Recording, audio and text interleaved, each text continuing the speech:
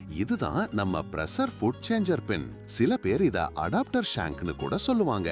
இந்த சின்னதா இருக்கிற உலோக பகுதி உங்க தையல் மிஷின்ல உள்ள பிரஷர் பாருக்கும் நீங்க தைக்க பயன்படுத்துற பிரஷர் ஃபுட்டுகளுக்கும் இடையில ஒரு கனெக்டரா வேலை செய்யுது. இதோட முக்கியமான வேலை என்னன்னா, நீங்க பலவிதமான பிரஷர் ஃபுட்டுகளை ரொம்ப ஈஸியா வேகமா மாத்திக்கிறதுக்கு உதவுறது தான். இதுல ஒரு ஸ்க்ரூ, ஒரு சின்ன ஸ்ப்ரிங், அப்புறம் ஒரு கொக்கி மாதிரி ஒரு அமைப்பு இருக்கும். இது உண்மையிலேயே உங்க தையல் அனுபவத்தை ரொம்பவே எளிமையாக்கும். முதலாவது, வேகமா மாத்தலாம்.